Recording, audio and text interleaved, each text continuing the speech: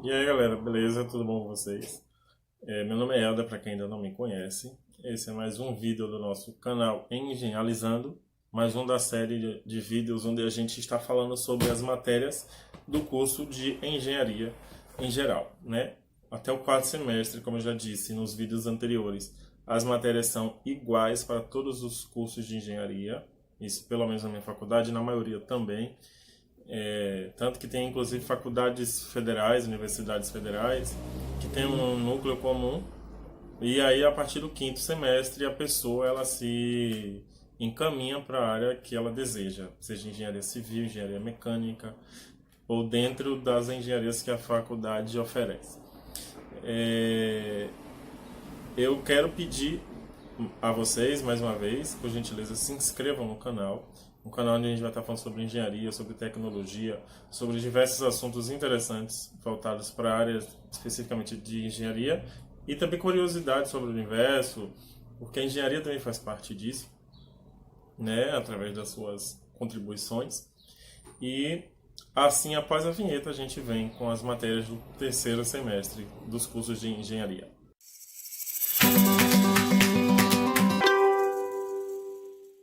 Primeira de todas as matérias, a gente teve, eu peguei 6 matérias nesse semestre, que é a matéria Homem, Cultura e Sociedade. A minha visão sobre essa matéria é o seguinte: ela é uma matéria que fala um pouco sobre sociologia, antropologia, sobre um pouco sobre a história da humanidade. Entretanto, eu não senti que foi uma matéria que me agregou informações. É uma matéria que a gente, querendo ou não, a gente estuda no ensino médio. E da forma como foi abordada, não foi útil, ao meu ver. Não valeu a pena ter sido estudada essa matéria. Poderia ter sido aprofundado um outro conteúdo, uma matéria mais importante para a formação da gente. Óbvio que, por exemplo, a gente que estuda engenharia, a gente vai trabalhar com pessoas. Todo mundo que faz qualquer formação vai trabalhar com pessoas. É importante conhecer, sim, mas de uma forma que eu acho que deveria ser mais bem aproveitada, ou se é uma obrigatoriedade dessa matéria, que fosse uma forma mais proveitosa. Eu não gostei de ter pego essa matéria, não foi uma matéria importante para mim, a minha visão, para o curso de engenharia civil ou de qualquer engenharia que seja. Inclusive, alunos de outros cursos da minha faculdade que fazem até matérias da área de humanas não se interessaram por essa matéria. Então, é porque foi realmente muito ruim essa matéria, com toda a honestidade. Cálculo 2. A matéria de cálculo 2 a gente trata um pouco sobre as emendas de. A emenda principal de cálculo 2 são as integrais. Nas integrais a gente vai aprender como fazer cálculos de volumes e de área, porque a integral ela tem essa funcionalidade, essa finalidade, entre outras, resolver equações matemáticas. Aí você me diz, mas eu não vou usar depois integral. Nós deveríamos estudar, sim, usar. Eu considero que deveríamos estudar, porque afinal de contas a gente faz engenharia. Se a gente queremos ser os melhores engenheiros, eu acho que a gente tem que fazer as coisas mais difíceis, né? Se a gente quer facilidade, a gente não faz um curso difícil. Faz um outro que seja considerado mais fácil. Mas ao cálculo 2 a gente vai aprender sobre as integrais, beleza? Aí vem estatística aplicada. Olha, a estatística aplicada é uma matéria muito importante para qualquer curso, seja você da área de saúde, da área de humanos, da área de exatas. É extremamente importante a matéria de estatística. Tem muitos cursos, por exemplo, pessoal de biomedicina, de farmácia, de publicidade, propaganda, entre outros, de odontologia, estudam estatística. Por quê? Como eu vou fazer um meu TCC, já estou escrevendo o meu TCC, e vou comparar dois métodos construtivos. Um convencional, que é largamente utilizado no nosso país, que é o método comum, né? O cara faz lá a viga, as estruturas e vem fechando com bloco, cimento e areia. Beleza. E existe um percentual, números são apresentados a partir desse método. E o outro método que eu não vou dizer ainda qual é, por questões óbvias, né? Eu não vou dizer sobre o que é que eu vou escrever por enquanto, já estou escrevendo. E é um outro método construtivo que eu vou comparar os dois e vou apresentar estatísticas dos dois. Quais estatísticas que eu posso apresentar sobre esses dois métodos construtivos?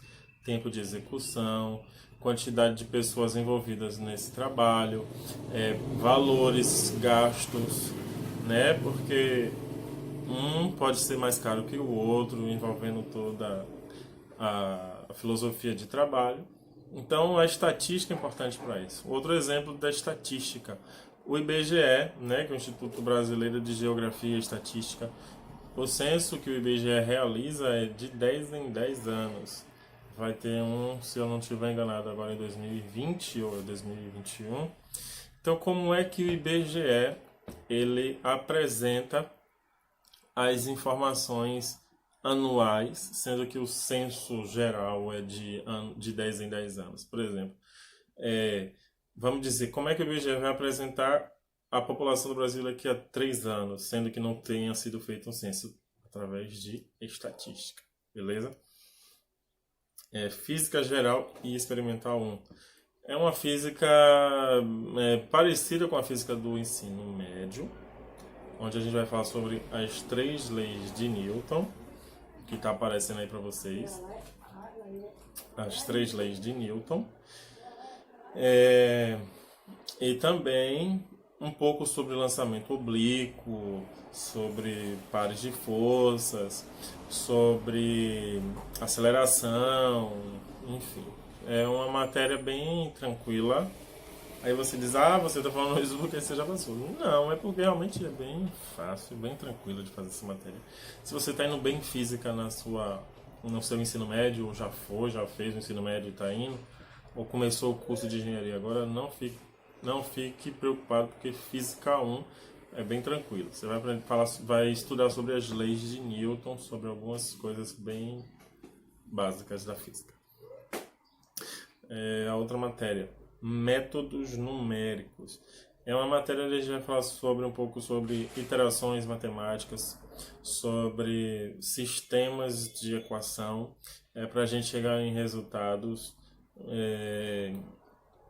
onde a gente vai aprender um pouco também sobre algoritmos matemáticos para fazer cálculos de valores, né?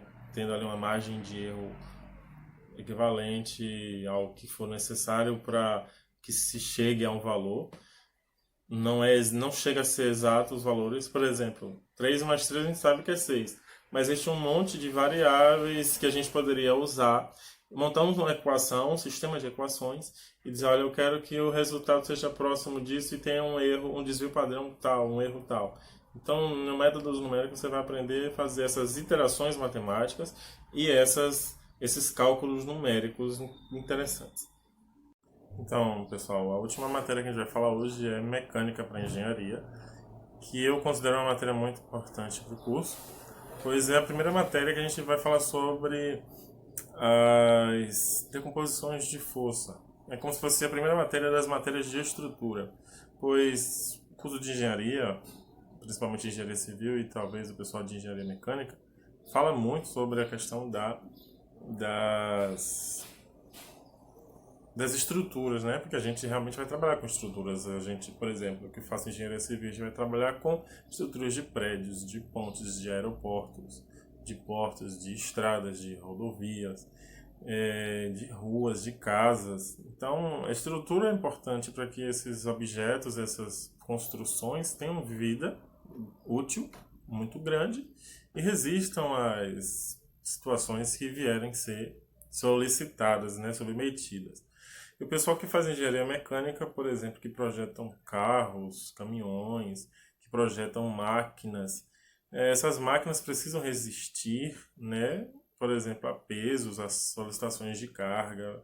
Vamos dizer que um engenheiro mecânico, ele ele faça um chassi, ele projete o chassi de um caminhão. Esse chassi ele tem que ter capacidade estrutural de resistir à carga que for aplicada naquele caminhão, por exemplo, né? E basicamente o que você vai aprender em engenharia, em mecânica para engenharia, é que você vai, por exemplo, na escola a gente aprendeu que existem os dois eixos, né? Na horizontal, que é o eixo X, e na vertical o eixo Y.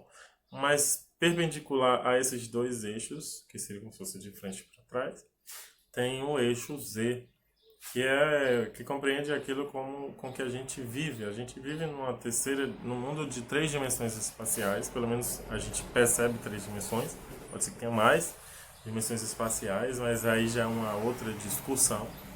Mas a gente vai aprender como decompor essas forças. Por exemplo, eu estava falando aqui, a gente tem, vamos dizer que esse ponto aqui seja um ponto zero.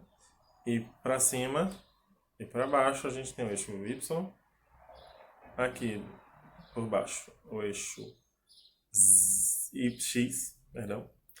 E se a gente entrar aqui, a gente tem o eixo Z, tá vendo? Eu entrei e saí da estante. Então, é um material que a gente pode usar de melhor forma para simplificar seria um cubo, né? Que tem as 6 faces ali. Então, vamos imaginar que eu tivesse um cabo de aço aqui puxando. Esse cabo de aço ele tem uma parcela contribuindo para baixo, uma parcela contribuindo para frente e uma parcela contribuindo para esse lado de cá. Então, a gente vai aprender como dizer vamos dizer que eu tenho uma força de 100 newtons puxando aqui. Qual parcela dessa força de 100 newtons está vindo para cá? Qual parcela está puxando? Qual parcela está vindo para frente? Entendeu? Então é basicamente isso que a gente aprende em mecânica. É muito interessante, muito legal. E a última coisa que eu quero pedir para vocês no canal, no vídeo de hoje é se inscreve no canal, aperta o sininho aí para ativar as notificações. Não custa nada, você não vai gastar por isso. E além do mais, você vai estar agregando valor e agregando conhecimento para a sua vida. Beleza? É só isso que eu tenho a dizer para vocês. Muito obrigado e feliz 2020 para nós, que é o primeiro vídeo do ano de 2020 que a gente está fazendo. Espero fazer centenas, né? Deus abençoe. Valeu.